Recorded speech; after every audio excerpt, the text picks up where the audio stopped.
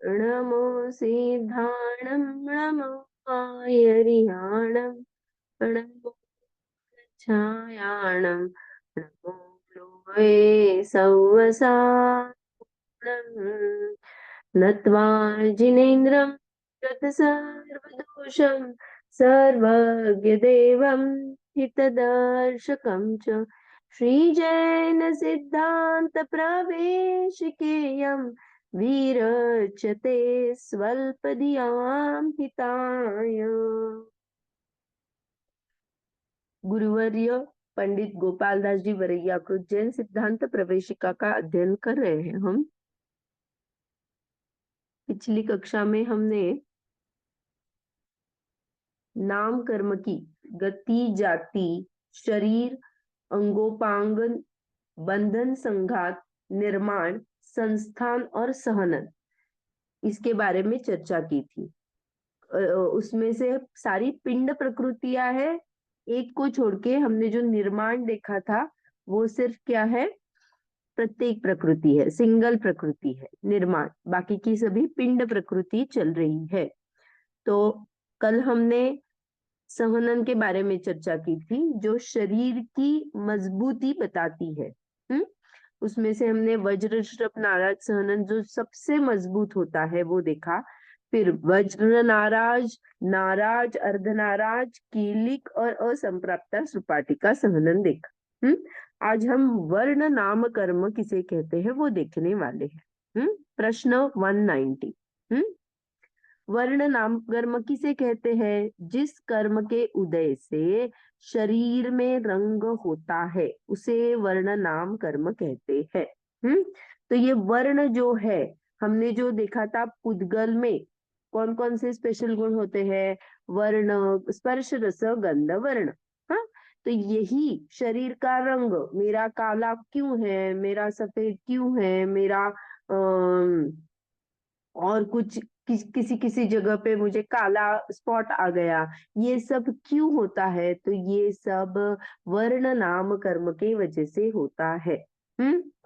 वर्ण को इंग्लिश में अगर डिफाइन करेंगे तो कॉम्प्लेक्शन, हम कॉम्प्लेक्शन कहते हैं ना, मेरा कॉम्प्लेक्शन कैसा है, तो यह वर्ण नाम कर्म 5 प्रकार का होता है।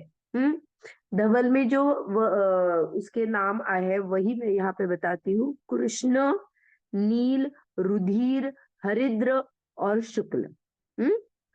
कृष्ण माने काला, नील माने नीला, रुधिर माने लाल, हरिद्र माने कहीं कहीं पे हरा आता है, कहीं कहीं पे पीला भी आता है। तो दो चीजें हैं, कहीं कहीं पे हरा है, कहीं कहीं पे पीला है। और शुक्ल, शुक्ल माने सफेद।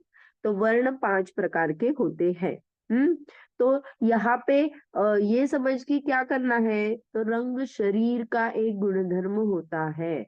हमारे तीर्थंकर भगवान भी काले रंग की प्रतिमा बहुत जगह पे हमें देखते हैं। तो रंग वर्ण से संबंधित है, जो शरीर का एक रंग है।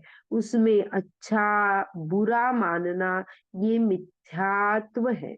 यह मेरी उल्टी मान्यता है कि मैं कहीं ना कहीं पे अच्छा मानती हूँ और कहीं किसी को बुरा मानती हूँ।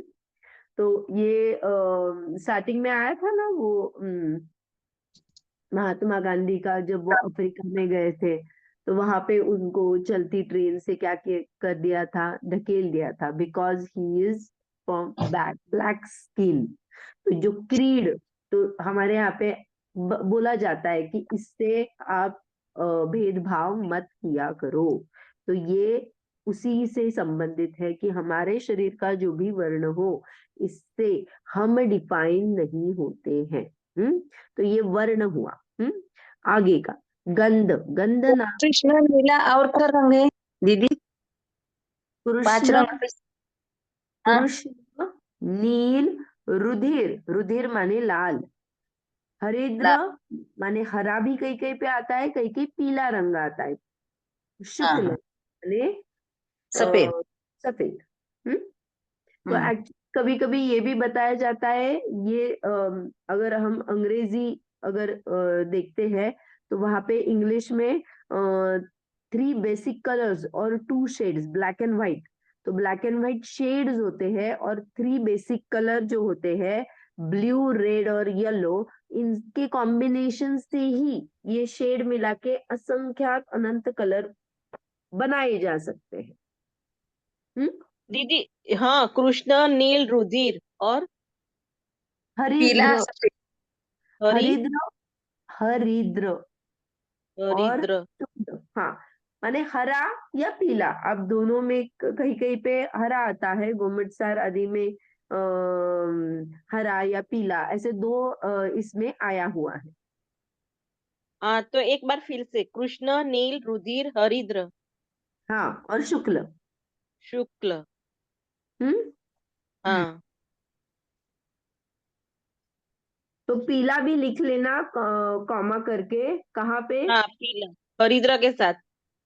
हाँ, तो बहुत जगह पे पीला आता है, जैसे वर्ण नाम कर्म की 5 प्रकार है: कृष्ण नाम वर्ण, नील वर्ण, रक्त वर्ण, पीत वर्ण और श्वेत वर्ण, ऐसे ये पंचलब्धि में बताया गया है। दीदी, ये कर्म कौन से करने पर होते हैं? ये बोलते हैं ना कि ये कर्म करने से ये रंग आया, तो ये कैसे कर्म होते हैं? देखो, ये जो है ना, अभी हमने आश्रव के कारण ही नहीं देखे ना, मेरे परिणाम क्या होते हैं वो आश्रव में आ जाएंगे, जिससे नाम प्रकृति आ जाएगी। वो हम एक सेशन में लेंगे, पहले नाम प्रकृति पूरा पढ़ ले, क्योंकि वहां पे जाऊंगी और आपको गोत्र के बारे में कुछ पता नहीं है या अंतराय के बारे में कुछ पता नहीं है, तो उसके आश्रव के कारण कैसे होंगे, तो ये थोड़ा डिफिकल्ट जाएगा, इसलिए आश्रव के कारण हम बाद में पढ़ने वाले हैं। जी। एक्चुअली आपके सिलेबस में नहीं है, लेकिन हम एक सेशन लेके उसको सभी सभी के कर्मों के कारण कैसे होते हैं वो एक शॉर्ट इसमें ले लेंगे। जी। सिलेबस में अभी आश्रम के कारण के एग्जाम में कुछ भी नहीं आने वाला है।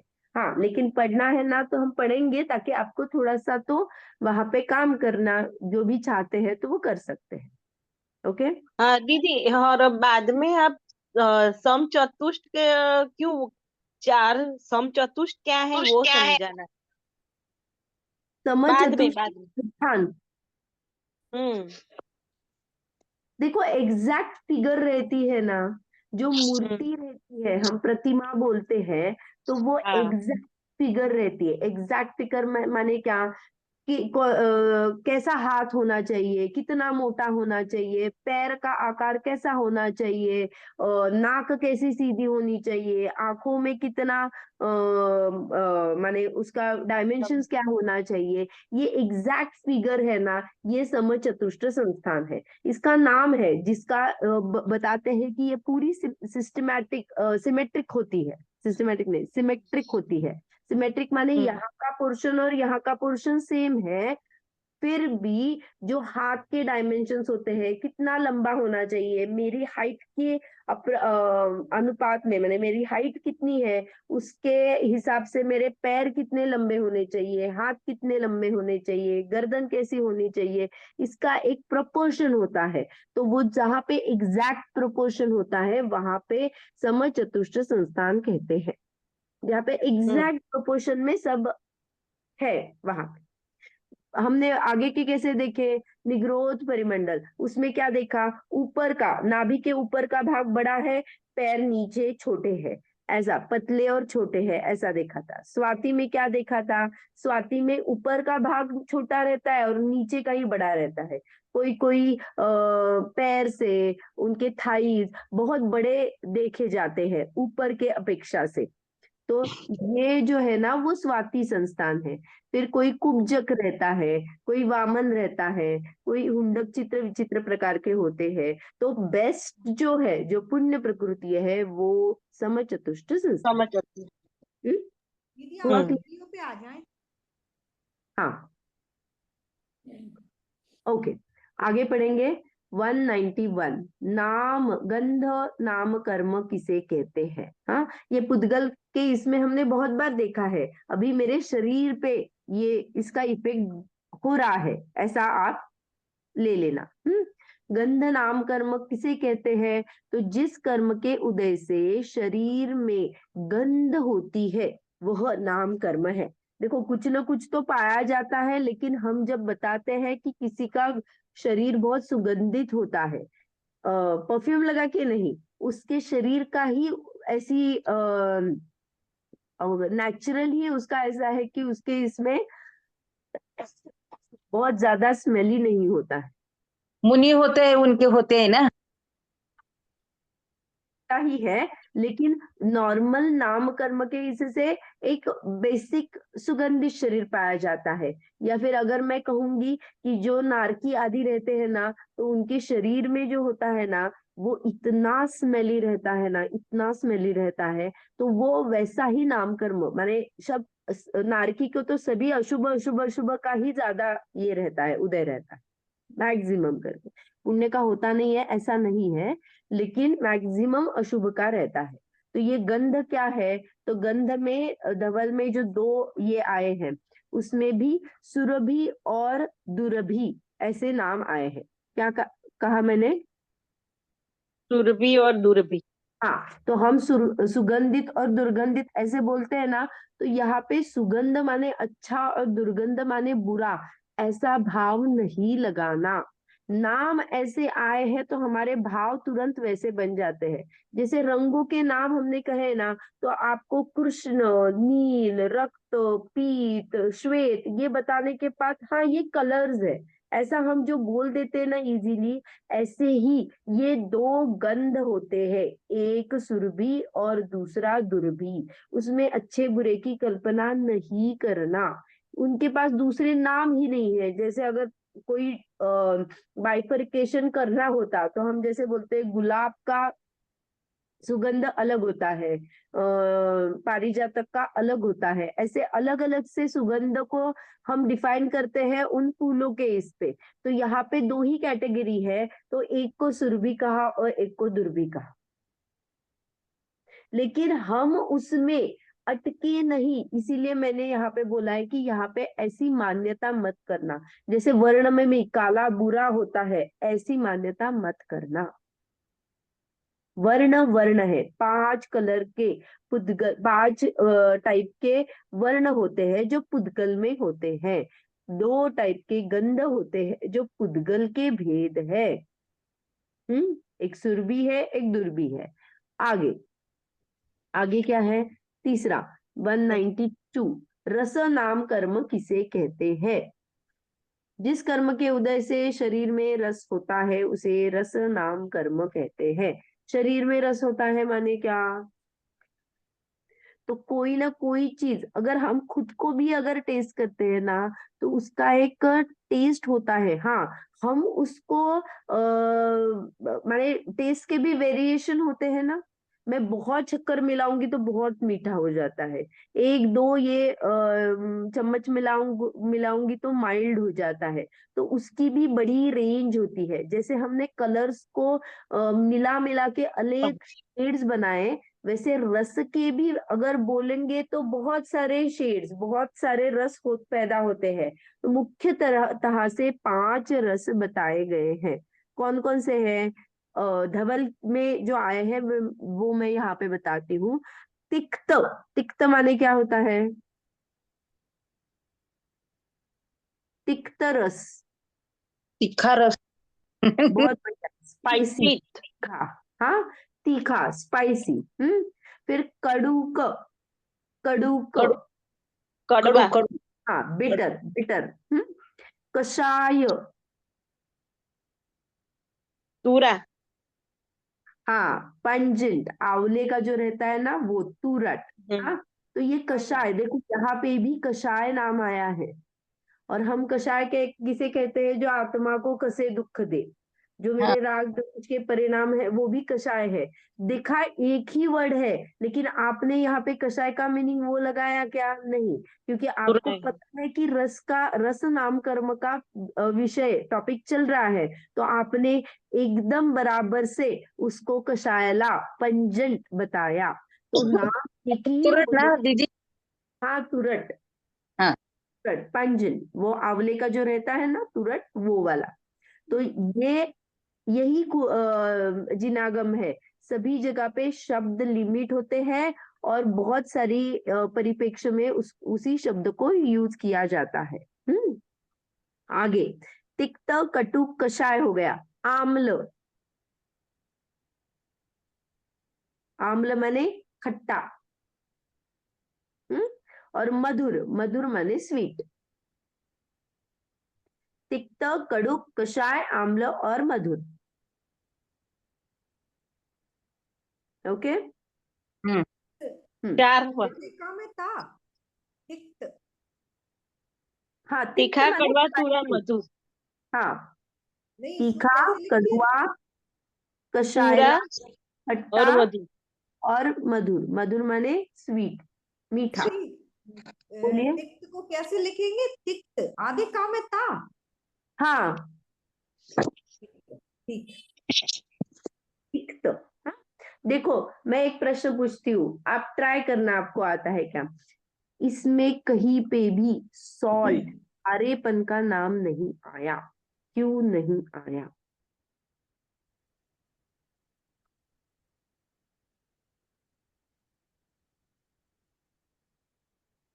कोई ट्राई करना चाहता है? क्योंकि वो नहीं, मीठा था। हाँ, मीठा मीठा तो था। मधुर हुआ ना। मीठा तो मधुर था। मधुर हुआ ना। हाँ, देखो इसलिए जैसे, खारापन नहीं है। हाँ, तो खारे को ना, हम देखो हमारे भोजन में अगर नमक नहीं डालेंगे तो कितनी आसानी से हम खा पाएंगे। हाँ, बराबर।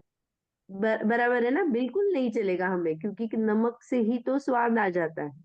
कोई हाँ, भी आप ले लो, कितना भी आप तीखा डालो, खट्टा डालो, कुछ भी डालो, लेकिन उस थोड़ा ऊपर से तो चाहिए। चाहिए, तो चाहिए ही चाहिए।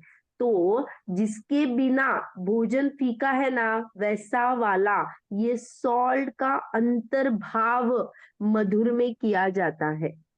यहाँ पे जो सॉल्ट है, खारे का अंतर्भाव मधुर में करके उन्होंने इसको छोड़ दिया है, तो अलग से खारा बताया नहीं गया है। तो स्वीट के अंतर में, जिससे हमारा नहीं चलता है ना, हमें कैसे भोजन के कुछ भी हो जाए, थोड़ा सा मीठा तो चाहिए ना, वैसे भोजन में थोड़ा सा तो क्या चाहिए, नमक तो चाहिए ही चाहिए। तो इसी अपेक्षा से उन्होंने सॉल्ट का अंतर्भाव मधुर में कर दिया है। तो खारा कहाँ पे जाएगा? तो मीठे में चला जाएगा। हम्म। तो इसलिए अलग से खारा नहीं लिया हुआ है। हम्म। अभी 193। स्पर्श नाम कर्म किसे कहते हैं? जिस कर्म के उदय से शरीर में स्पर्श होता है उसे स्पर्श नाम कर्म कहते हैं। स्पर्श के कितने भेद हैं? 8। बहुत बढ़िया, 8। अभी मैं जो नाम बोलती हूँ वो धवला के नाम बोलती हूँ, आप उसका, आपको जो समझ में आता है उसका नाम बताना। जैसे अभी मैंने तिक्त कहा तो आपने स्पाइसी कहा, वैसा वाला। कर्कश, कर्कश। रस, कठोर। हम्म बहुत बढ़िया, कठोर। मृदुक, मृदु, स्मूथ। नरम। नरम।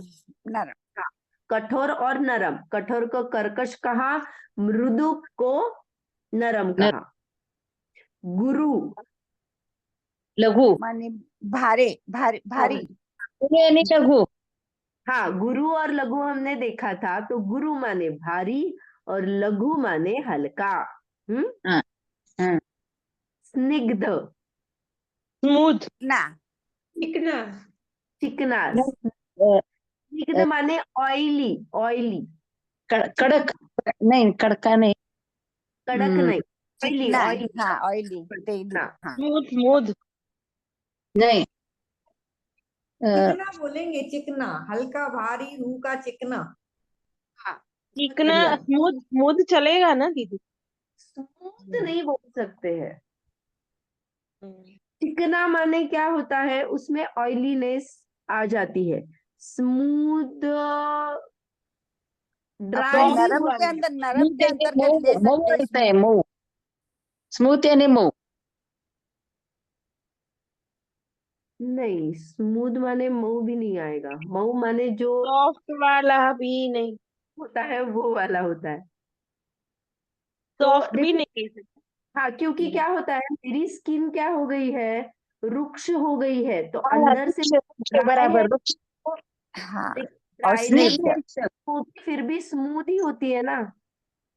नहीं स्निग्ध और वृक्ष बराबर होता है। समझ में आया क्या? स्नीज स्निग्ध जो माने, है उसको बोलेंगे ना ऑयली। हाँ, स्निग्ध स्निग्ध, माने ऑयली हाँ। और रुक्ष माने ड्राई। ओके। और उष्ण और शीत, ये तो ये वही नाम है। हाँ, उष्ण और शीत। तो कर्कश, मृदु, गुरु, लघु, स्निग्ध, रुक्ष, उष्ण, शीत। ये 8 क्या है? स्पर्श है। किसके है? शरीर के है।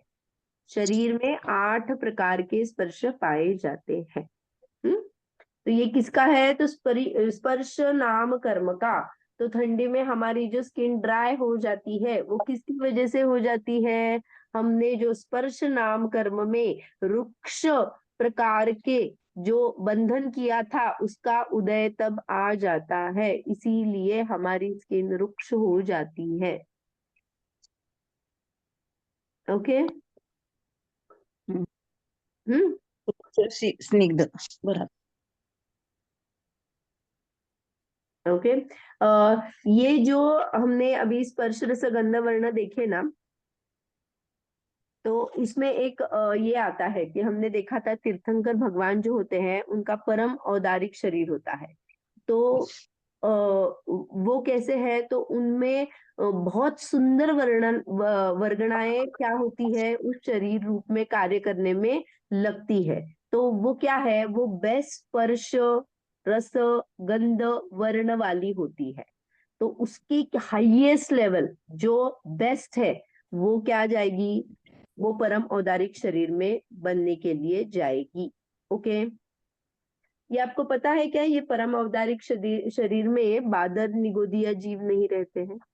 हाँ, मालूम है। जी जी सर, जी दीदी। तीर्थंकरों के होता है ना, केवली भगवंत और तीर्थंकरों को।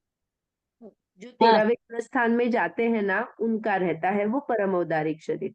और ये हाँ। जो तीर्थंकर है, उनका आहार सिर्फ 9 कर्मा आहार होता है। और वो क्या करते हैं? ये परम औदारिक शरीर बनाने के लिए ये वर्गना आहार वर्गना ग्रहण करते हैं, उतना ही उनका आहार चलता है। बाहर कौलाहार, मानसिक आहार, ऐसा कुछ भी वहां पे नहीं होता, सिर्फ 9 कर्म आहार लेते हैं। और इसीलिए उनके 9 कर्म आहार में मृदु, रुक्ष, सुंदर, मधुर, श्वेत ये बताए गए हैं। तो उनमें क्या है? 9 कर्म आहार में मृदु, रुक्ष, सुगंधित, मधुर, श्वेत, सभी के कॉम्बिनेशन की वर्गणाएं उनसे वो बनता है। क्योंकि देखो, हमारा जो है अभी क्या है, तो हमारे शरीर की अलग ही बात है। अंदर रुधिर होता है, रक्त, मज्जा आदि मांस भी रहता है। तो वो जो कन्वर्जन होता है, तब वो ना वहां पे बेस्ट माने वो ट्रांसफॉर्मेशन ही होता है। तो ये सब अशुद्धियां वहां पे नहीं होती है, बिल्कुल नहीं होती। जैसे हम बोलते हैं ना, एकदम बेस्ट ट्रांसफॉर्मेशन हुआ है उनका। तो उनका रक्त भी जो होता है ना, वो सफेद रंग का होता है। और उनके इसमें हिंसा वाले वैसा अशुद्धि वाला कुछ भी नहीं रहता है। और जब 12वें, इसीलिए एक विवक्षा से ऐसा भी कहा जाता है, जब 12वें गुणस्थान से जब भगवान 13वें गुणस्थान में चले जाते हैं, माने वो जो एक टाइम पीरियड जहाँ पे 12वें का अंत और 13वें की शुरुआत होती है, तो इतनी हिंसा होती है, इतनी हिंसा होती है। और फिर बहुत बार ऐसा बोला जाता है कि तीर्थंकरों के वजह से वो हिंसा होती है। तो उसका भी स्पष्टीकरण आता है कि वहां पे क्या है, परम औदारिक शरीर बनता है, तो बादर निगोदियों का शरीर नहीं होता है। तो मेरे शरीर से जो बादर निगोदिया है, अपने अपने आयु खत्म करके वो चले जाते हैं। लेकिन बहुत बड़ी हिंसा वहां पे हो जाती है, क्योंकि बहुत निगोदी है ना, तो एक निगोद में अनंत जीव रहते हैं। तो ऐसे इतने सारे निगोदी जीव आयु कर्म करके, क्या आयु खत्म करके चले जाते हैं। आपको पता है ये 8 जगह है जहाँ पे बादर निगोदिया जीव नहीं रहते।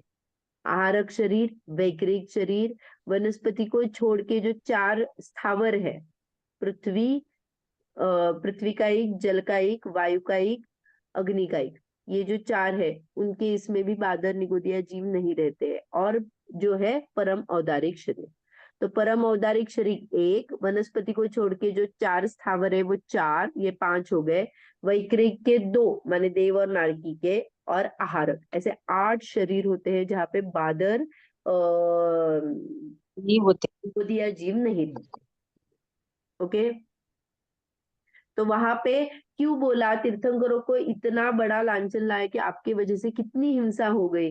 लेकिन देखो, हिंसा में एक मुख्य है, हमने जो ये देखा था ना, बंध के कारण, तो उसमें हमने देखा था प्रमाद से हिंसा होती है। हमने जो अविरति, प्रमाद, कषाय योग ये देखे थे ना, हिंसा के कारण मिथ्यात्व, अविरति, प्रमाद, कषाय योग। तो एक्चुअली प्रमाद से ही हिंसा होती है।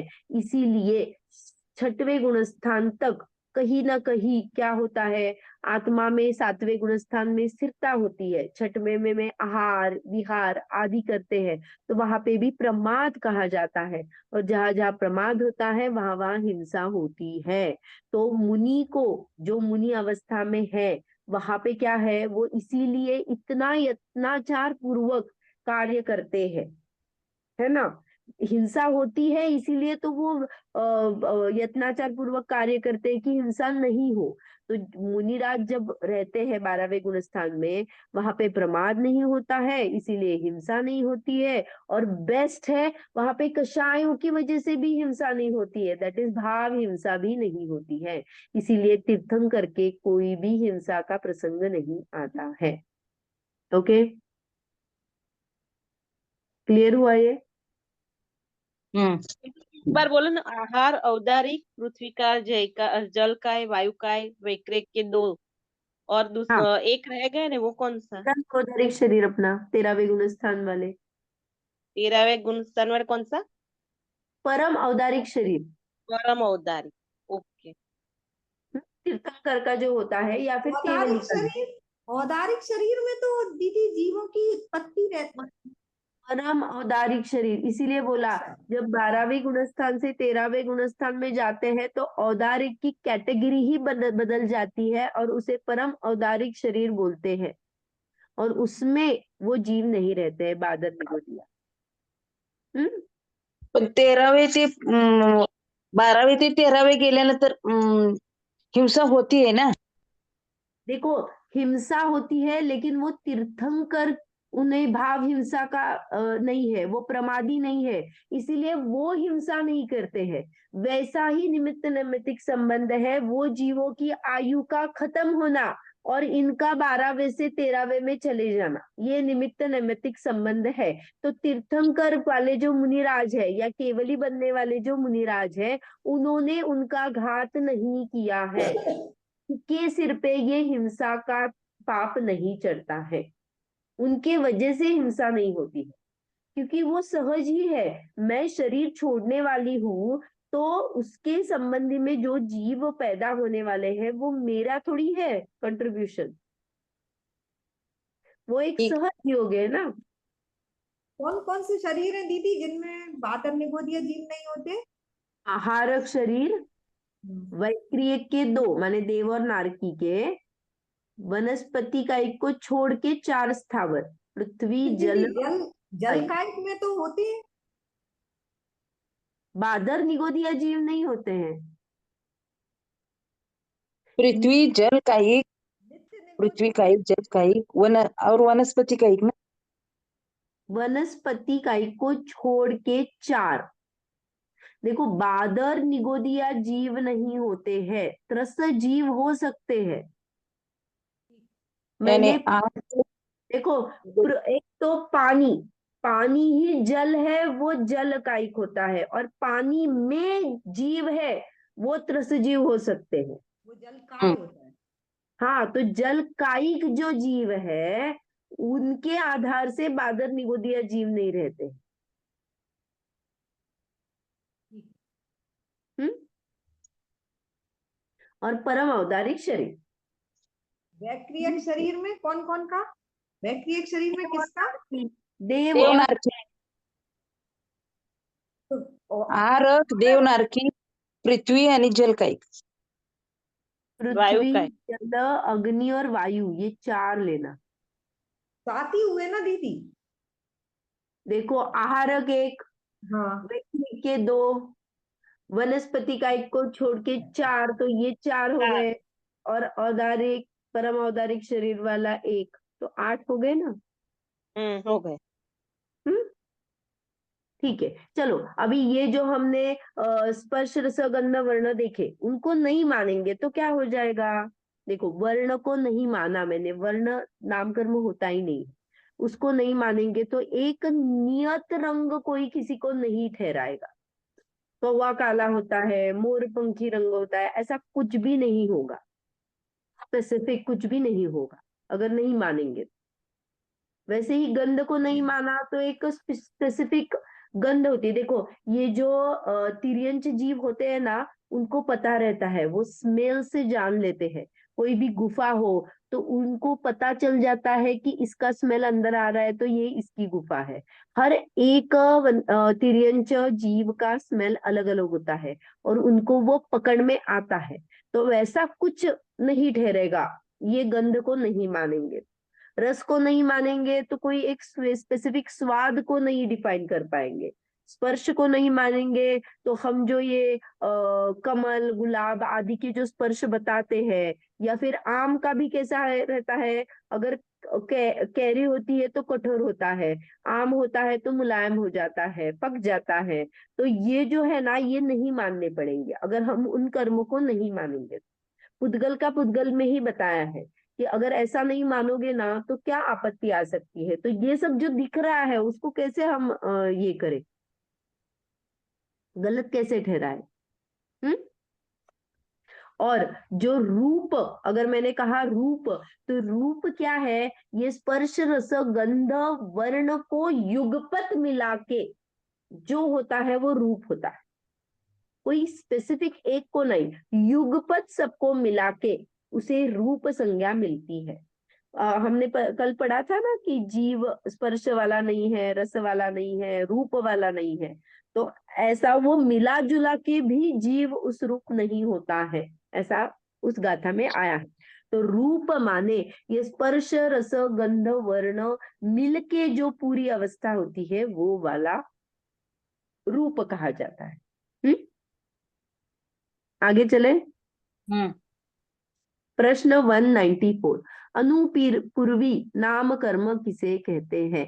ये बहुत गजब बात है, माने एक अलग ही मजा है इसको समझने से। ओके, अनुपूर्वी नाम किसे कहते हैं। तो क्या कहा, जिस कर्म के उदय से विग्रह गति में आत्मा के प्रदेशों का आकार पूर्व शरीर के आकार का रहता है उसे अनुपूर्वी नाम कर्म कहते हैं। विग्रह गति के बारे में किसी को कुछ डाउट है क्या, किसे विग्रह गति कहते हैं, पता ही नहीं है। एक बार बोलो दीदी। हाँ, तो देखो यहाँ पे आया है, उसको पढ़ लेते हैं। अभी अनुपूर्वी, जिस कर्म के उदय से जीव का इच्छित गति में गमन होता है वो अनुपूर्वी नाम कर्म कहते हैं। इसको समझेंगे। 238 प्रश्न क्रमांक है।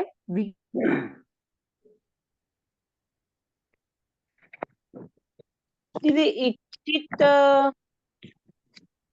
हाँ, नहीं पर आप उसको अच्छे से समझेंगे। देखो, 238 विग्रह गति किसे कहते हैं। एक शरीर को छोड़ के दूसरा शरीर ग्रहण करने के लिए जब जीव का जो गमन होता है उसे विग्रह गति कहते हैं। मैंने यहाँ पे मनुष्य गति में हूँ, मनुष्य गति का आयु खत्म की और मैं अभी देव गति में जाने वाली हूँ। तो देव गति में जहां में मुझे पैदा होना है उस स्थान पर इस जीव का जो गमन होगा उसे विग्रह गति कहा जाता है। बराबर।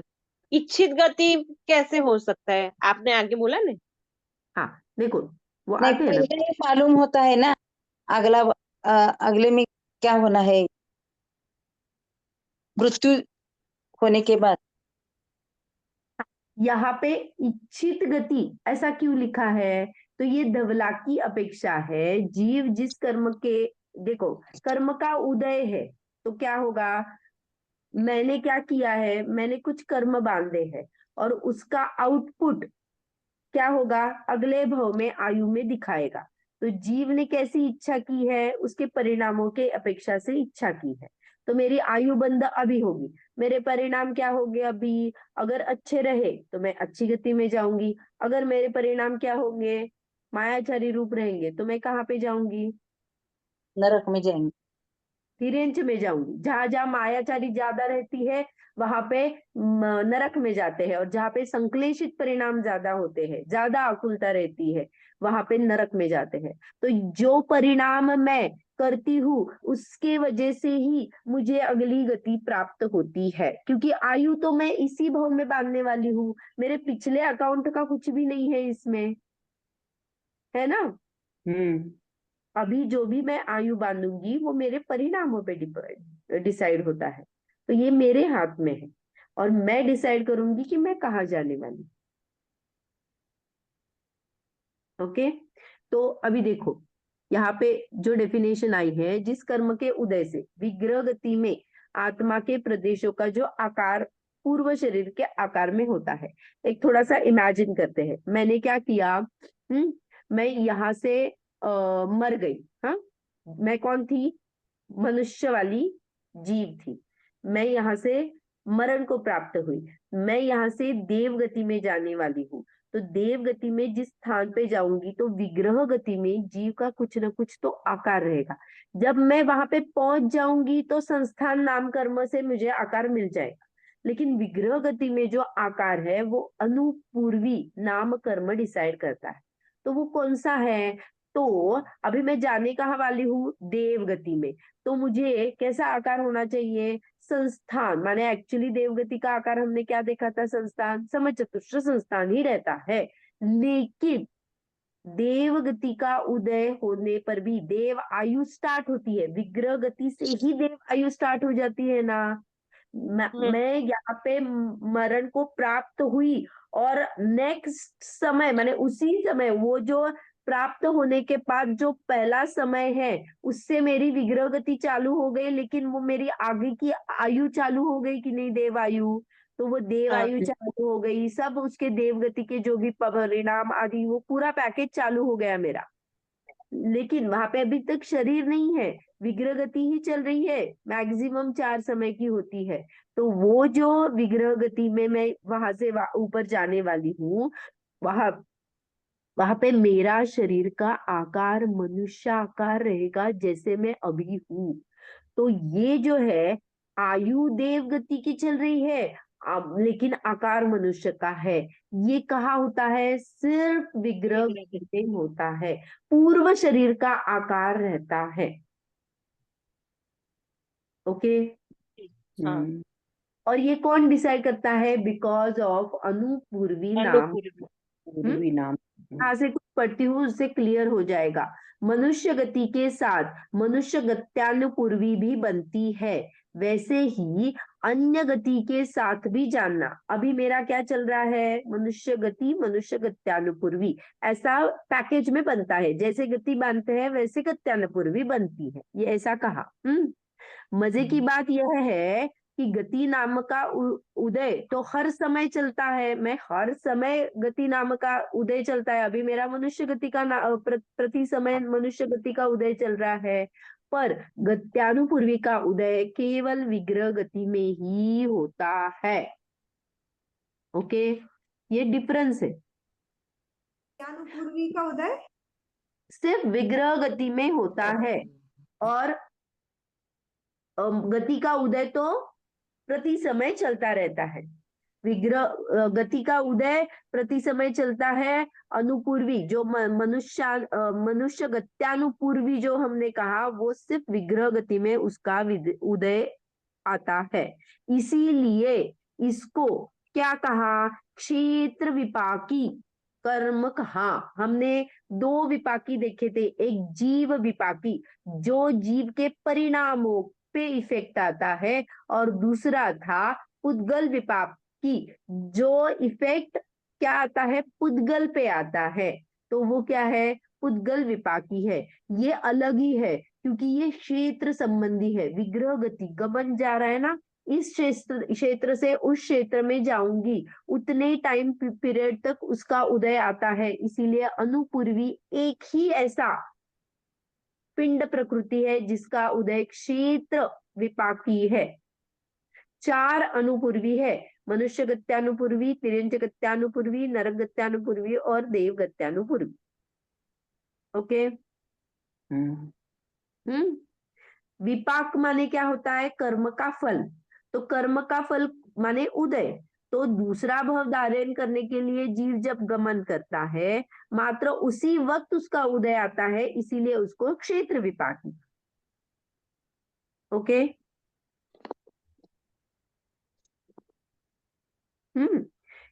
इसके निमित्त से जीव का पूर्वभव का आकार विग्रह गति में कायम रहता है। मान लो अभी मैं क्या हूं, मनुष्य हूं, बनने क्या वाली हूं, हाथी बनने वाली हूं। तो हाथी तिर्यंच आयु चलने पर भी हाथी जैसा आकार, मनुष्य तिर्यंच गति का आकार की आयु में भोग रही हूं, लेकिन आकार कैसा है विग्रह गति में, मेरा मनुष्य का ही है। वैसा आप अलग अलग इसमें लगा लेना। फॉर एग्जाम्पल अभी मैं सिंह की पर्याय में हूँ, तो सिंह मर के मैं देव होने वाली हूँ। तो देव विग्रह गति में आकार कैसा रहेगा उसका, शेर का ही ठीक है। रहेगा। बना कौन है, देव है। देवायु स्टार्ट हो गई, लेकिन आकार किसका है, सिंह का आकार बना रहे। ओके।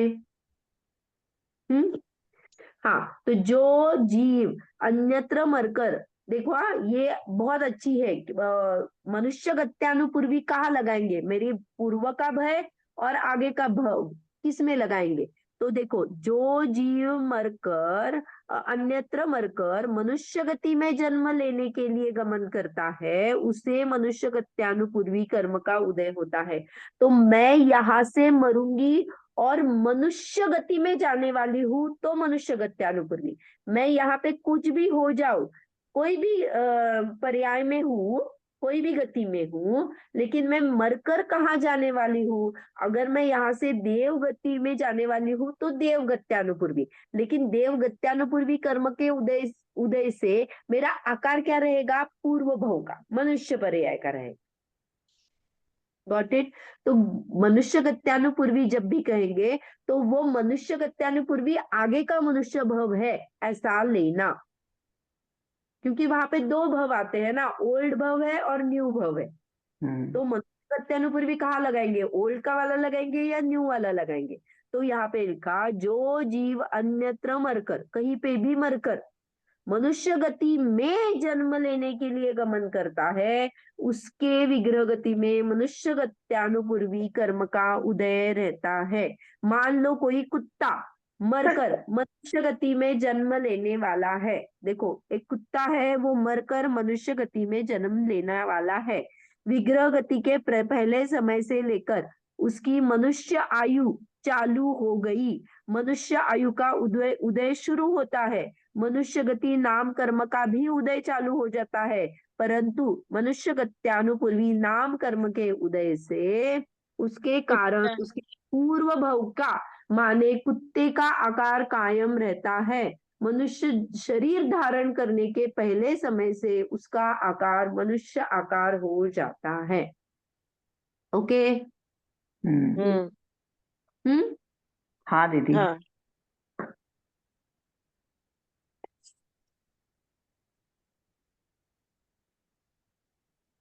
हाँ, और एक फैक्ट है, हमने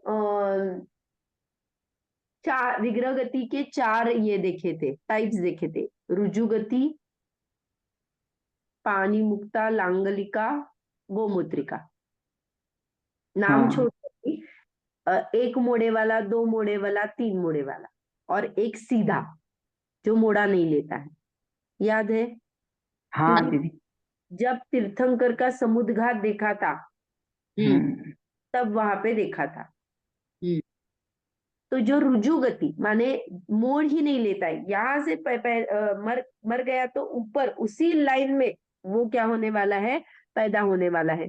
तो वहां पे वो जो सीधा गमन रहता है ना, तो उसमें ये गत्यानुपूर्वी का उदय ही नहीं आता है, क्योंकि वो उसी समय पहुंच जाता है। विग्रह गति ही क्या हो जाती है, वो बहुत सूक्ष्म है, समय का भी भेद नहीं होता है, बस पहुंच गए ऐसा है। यहाँ की आयु खत्म और वहां पे उत्पन्न ऐसा हो जाता है, वहां पे बिल्कुल उसको टाइम नहीं लगता। नरक में भी नहीं होगा?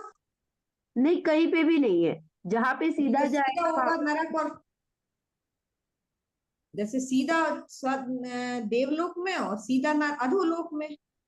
कहीं पे भी ले लो, कहीं पे भी सीधा जाना है तो उसको सीधा गमन करने के समय में अन्य भव में पहुंचने के लिए उसका उदय वहीं से चालू हो जाता है, उसको समय भेद नहीं रहता है। तो वहां पे विग्रह गति जो है ना, मोड़े वाली रहेगी, वहां पे ही गत्यानुपूर्वी का उदय होता है। रुजु गति माने जीरो मोड़ वाले गति में उसका उदय नहीं रह पाता है, क्योंकि उतना टाइम पीरियड ही नहीं रहता है। वो आकार बना के उसको, क्योंकि वो पहुंच ही गया ना, तो जाने के बाद वहीं से वो डायरेक्ट मनुष्य आकार ही ले लेता है। तो दीदी वो रुजु गति फिर कौन सी है? विक उसमें अभी वो ये बताऊं आपको, हाँ पानी मुक्ता लांगली का वो मोड़े वाली है ना, रुको मैं हाँ बताती हूँ। मोड़े वाली है। 3 मोड़े होते हैं, एक समय, 2 समय, 3 समय ऐसा।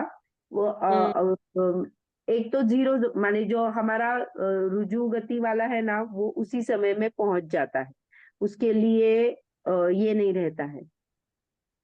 एक मिनट मैं निकालती हूँ। एक समय में पूछ जाती है हाँ वो रुजु गति।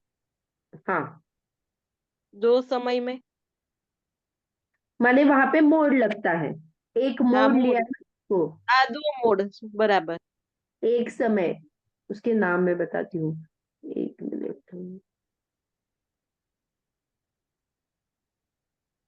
मैं बताती हूँ, 1-2 मिनट में निकालती हूँ। हाँ ऐसे है, लेकिन कंफ्यूज नहीं हो जाए, वो वन एक का दूसरा है। पानी मुक्ता लांगलिका और गौमूत्रिका ही है, लेकिन किसका कैसा है वो, हाँ देखो, सीधा बिना मोड़ वाला है वो रुजुगति या इशुगति कहते हैं। एक मोड़ वाला है वो पानी मुक्ता है, 2 मोड़ वाला है वो लांगलिका है, और 3 मोड़े नहीं वाला नहीं, है वो तो एक गौमूत्रिका। मोड़ वाला दीदी, एक मोड़ वाला एक समय में ही पहुंच जाता है, माने उसी समय में पहुंच जाता है हाँ वो रुजु गति। रुजुगति। हाँ और 2 पानी समय में 2 समय लगते हैं, एक मोड़ा लेता है, माने एल शेप, कहीं पे तो एक कट किया उसने। हाँ एल शेप, उसका नाम क्या हाँ, है? पानी मुक्ता।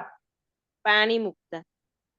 फिर लांगलिका, 2 मोड़े लगते हैं, 3 समय लेते हैं वो। और लांग गोमूत्र, हाँ लांगलिका और का गोमूत्रिका 3 मोड़े लेने पड़ते हैं, 4 समय लगते हैं।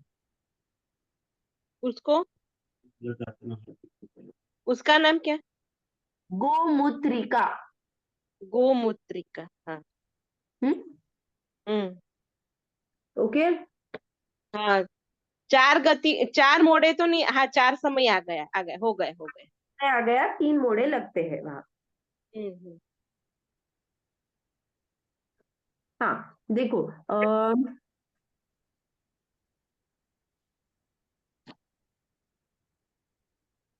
हाँ तो संस्थान और अनुपूर्वी, अगर इसमें अगर हम डिफरेंशिएट करेंगे तो दोनों में क्या है, आकार ही है ना।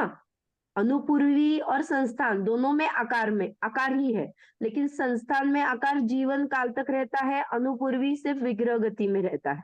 संस्थान पुद्गल विपाकी है, अनुपूर्वी क्षेत्र विपाकी है, ये डिफरेंसेस आ जाएंगे। ओके, फिर से बोलो एक बार। अनुपूर्वी क्षेत्र विपाक। क्षेत्र विपाकी है, क्योंकि वो क्षेत्र संबंधी है, विग्रह गति में गमन करते टाइम में है ना, इसीलिए वो क्षेत्र विपाकी है। और संस्थान तो मेरे जीवन काल तक, अभी मेरा क्या है, अभी मुझे संस्थान चल रहा है ना, तो ये मेरा उद्गल विपाकी है, क्योंकि शरीर का आकार यहाँ पे आ रहा है ना। और अनुपूर्वी सिर्फ विग्रह गति में चलती है, क्षेत्र विपाकी है। ओके। और अनुपूर्वी को कहीं कहीं जगह पे प्रायोग्यानुपूर्वी भी कहा जाता है। तो जब भी प्रायोग्यानुपूर्वी कह देते हैं तो कंफ्यूज नहीं होना, दैट इज अनुपूर्वी ओनली। प्रायोग्य पूर्वी, प्रायोग्यानुपूर्वी। प्रायोग्य पूर्वी, हाँ, प्रायोग्यानुपूर्वी। ज्ञानुपूर्वी। आहार पर, हे बघ देखो, संस्थान नाम कर्म का उदय जीव को एक विशिष्ट गति संबंधी आकार प्राप्त होता है ना। तो आहार पर्याप्ति, जब भी जीव वहां पे पहुंचता है तो आहार वर्गना ग्रहण करता है, तो उसके पहले समय से ही संस्थान नाम कर्म का उदय प्रारंभ होता है। तब तक विग्रह गति में उसको अनुपूर्वी नाम कर्म का उदय चलता रहता है। ओके, क्लियर है? हाँ। ओके, तो चलो अभी आगे।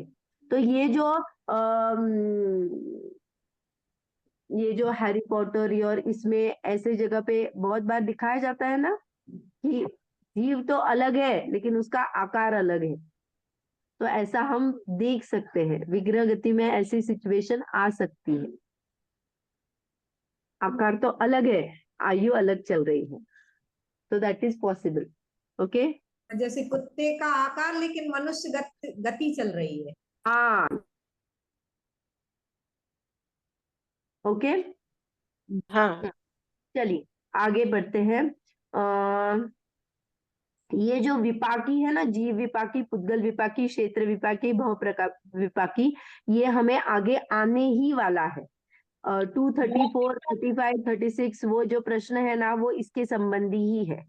हाँ, अभी सिर्फ ये बताती हूँ, जीव विपाकी जो है, जीव के परिणाम होते हैं, जीव के परिणामों पे उसका इफेक्ट आ जाता है। पुद्गल विपाकी में जीव का जो संयोग है, संयोग माने यहाँ पे शरीर लेगा, नियरेस्ट संयोग, तो इसके ऊपर उसका क्या आ जाता है, इफेक्ट आ जाता है। क्षेत्र विपाकी माने जीव जब विग्रह गति में जाता है तब उसके ऊपर जो इफेक्ट आता है उसके आकार पे, वो अनुपूर्वी है। और भव विपाकी जो जीव और शरीर का जो बंधन होता है, जो हमने 4 आयु देखी, वो भव विपाकी है। पूरे भव तक वो आयु बंधी रहती है ना, तो आयु जो है वो भव विपाकी है।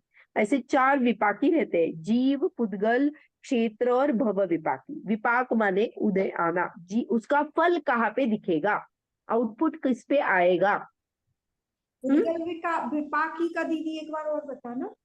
जीव के संयोग, जीव का संयोगी कौन है, ये शरीर है अभी एक क्षेत्रावगाह में, उसके ऊपर जो इफेक्ट आता है दैट इज पुद्गल विपाकी। कर्म का उदय कहाँ पे आएगा, जैसे हमने देखा सहनन, सहनन नाम कर्म का उदय है, तो सहनन नाम कर्म का उदय किस पे आएगा, तो ये मेरा जो संयोगी शरीर है उसके ऊपर आएगा। इससे मेरा कौन सा सहनन है, इसके डिपेंड होने पर मेरा उतनी मुझे मजबूती प्रदान होगी। ओके, भव विपाक। भव विपाक माने 4 आयु। ओके, हाँ। भव संबंधी।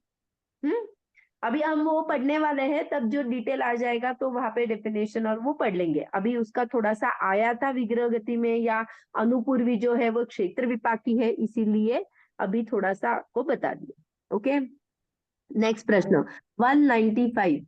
अगुरु लघु नाम कर्म किसे कहते हैं?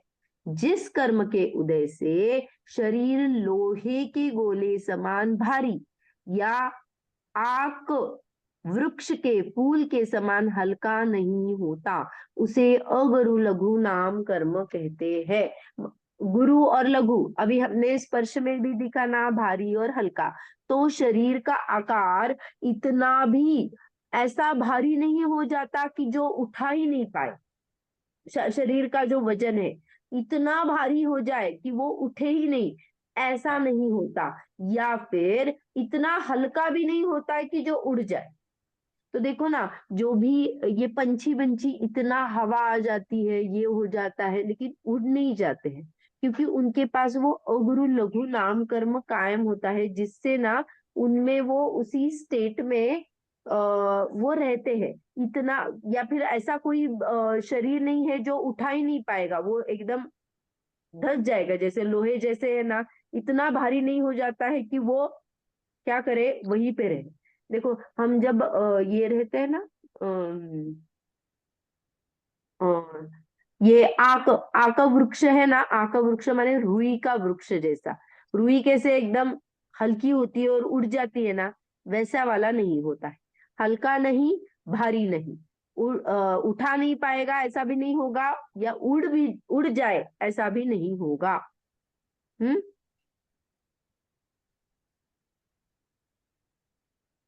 ओके, ये क्लियर हुआ अगुरु लघु नाम कर्म क्या होता है। ये शरीर की क्वालिटी बता रहा है, जिससे वो इतना भी भारी नहीं है कि वो उठा नहीं पाएगा, या ऐसा भी हल्का नहीं होता है कि जो उड़ जाएगा, वो उसी स्थान पे बना रहता है। हम्म।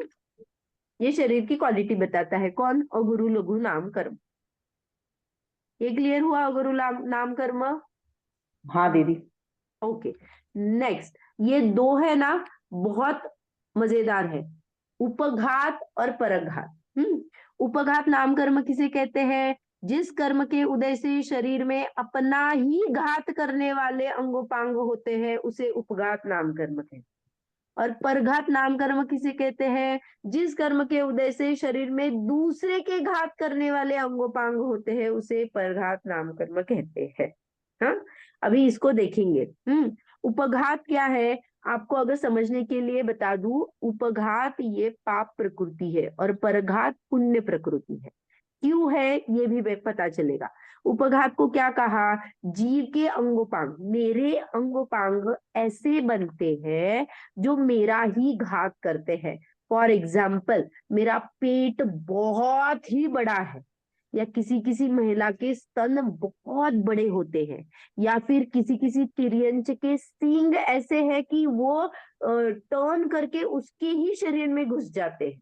किसी किसी किसी के नाखून बहुत ज्यादा अलग टाइप के हो जाते हैं कि जिनको तकलीफ होती है, उनको कट ही करना पड़ता है, नहीं तो वो खुद को ही तकलीफ देते हैं। ऐसे जीव के ही अंग होते हैं जो खुद का घात करते हैं, वो उपघात नाम कर्म है।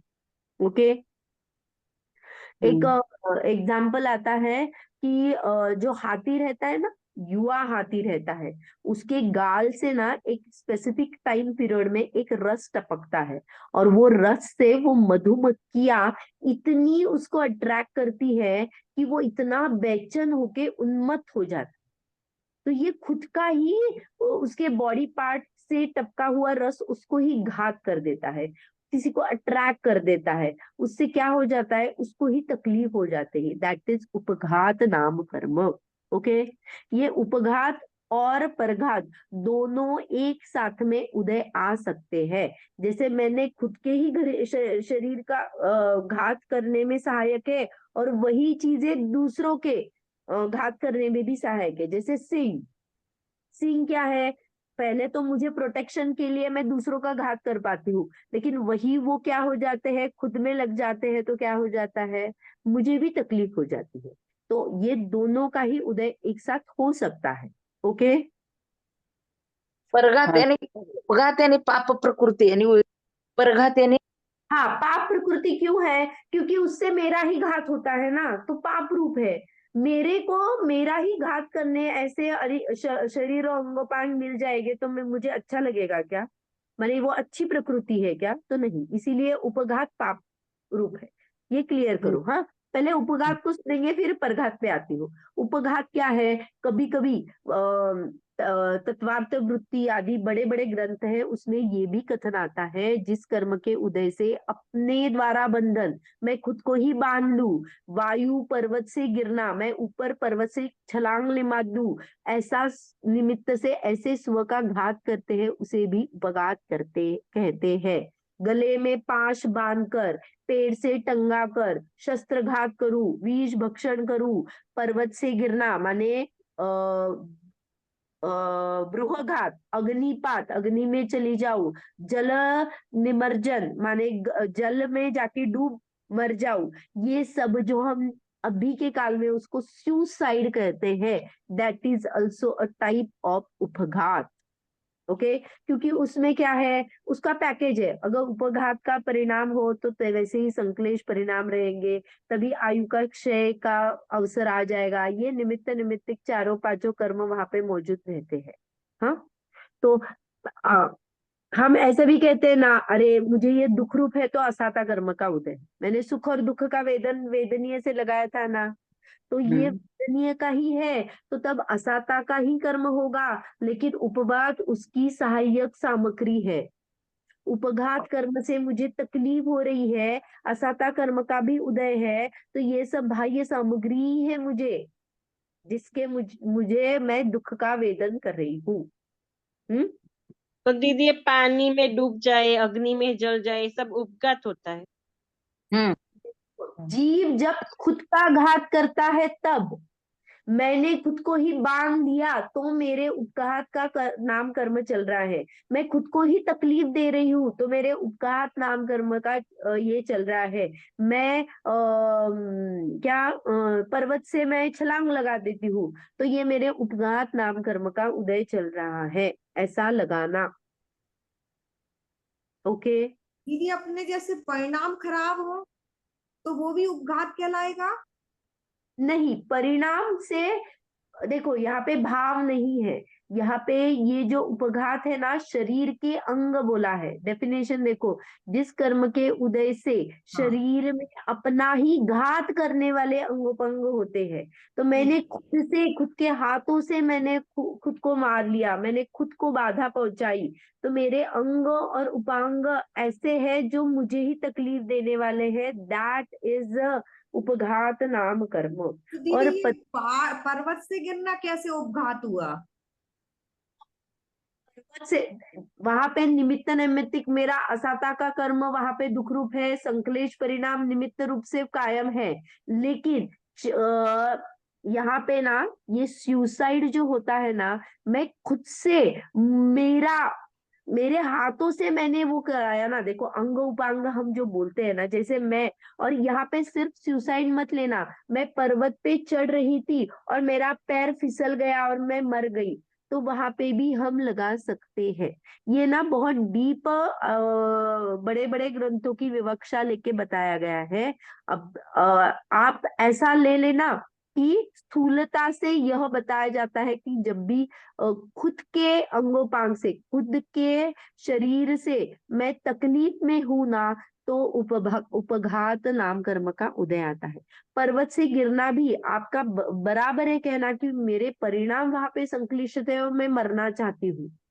ये बात आपकी एकदम बराबर है, क्योंकि निमित्त निमित्तिक ऐसा ही है। मैं पर्वत पे जाके सुसाइड करना चाहती हूँ और मेरे परिणाम अच्छे हो, ऐसा कभी भी नहीं हो सकता है। हाँ पर दीदी ऐसा भी होता है ना कि कभी हम अग्नि मीन्स के गैस चलाया और जल गया, तो वो भी अब उपघात है। मरने का ये संश्लेष परिणाम तो नहीं है ना उस वक्त तो। नहीं, ये जो मरने की प्रक्रिया जो बताई है ना, तो वो सुसाइड को स्पेसिफिकली लेके बताया है कि जो ये जो करते हैं, तो उसमें भी स्व का घात निमित्त जो करता है, खुद के हाथों से खुद को मारना चाहता है ना, वहां पे संश्लेष परिणाम, अति तीव्र संश्लेष परिणाम ही होते हैं। होते हैं, हाँ। वहां पे खुद को खुद के हाथ से मार रहा है, खुद के शरीर को तकलीफ दे रहा है, तो दैट इज उपघात में आ जाता है। ये जलना, ये मैंने जानबूझ के कुछ किया क्या, मैंने मुझे कुछ तो लग गया, तो हाँ, मेरा इंटेंशन वैसा है क्या, नहीं। बात देखना। हाँ तो भी ऐसे ही, उपघात कहते हैं ना। हाँ तो मैंने खुद को कुछ तकलीफ दी, तब ये उपघात नाम कर्म होता है। हाँ और पर परघात, ऐसा नहीं दीदी, खुद को तकलीफ देना नहीं चाहती हूँ पर हो जाती है, वो हाँ अकस्मात। मैं वही बोल रही हूँ, वो अलग बात है। यहाँ पे मेरे शरीर के अंग उपांग, या फिर आप अभी स्थूलता से परिणाम ले लो, जो सहायक निमित्त वहां पे खड़े हुए हैं जिससे मेरा घात हो, स्व का घात वहां पे मेन है। देखो ना, शरीर से अपना ही घात करने वाले अंगोपांग होते हैं। हाँ, एक्चुअली ना ये हम बाद में स्थिर में समझेंगे। कहीं कहीं पे ऐसी भी अवेक्षा आती है जो अपना वात पित्त कफ आदि जो रहता है ना, हम्म, इम्बैलेंस हो जाता है, वो भी तो उपघात ही है ना। वो तीन का हम्म, बैलेंस है ना। हाँ हाँ। ये जो इम्बैलेंस होता है वो भी तो एक टाइप का उपघात ही है। मेरे मेरा ही घात कर रहा है ना वो, ऐसा। हम्म, लेकिन यहाँ पे स्थूलता से अभी इतना ही लेना, हम वो स्थिर में उसको ज्यादा अच्छी तरह से समझेंगे। अभी इतना ही लेना, मेरे शरीर के अंगोपांग ऐसे है कि जो मुझे घात करने में निमित्त होते हैं। हम डीप डीप डीप डीप देखेंगे ना, तो अपने परिणाम वहां पे वैसे ही कलुषित होते ही रहते हैं। ऐसा नहीं है कि परिणाम अच्छे होते हैं। परघात को थोड़ा सा समझेंगे और बंद करते हैं। हाँ, परघात में क्या होता है? परघात पुण्य प्रकृति पहले क्यों कहा? क्योंकि वो मुझे प्रोटेक्शन कर रही है।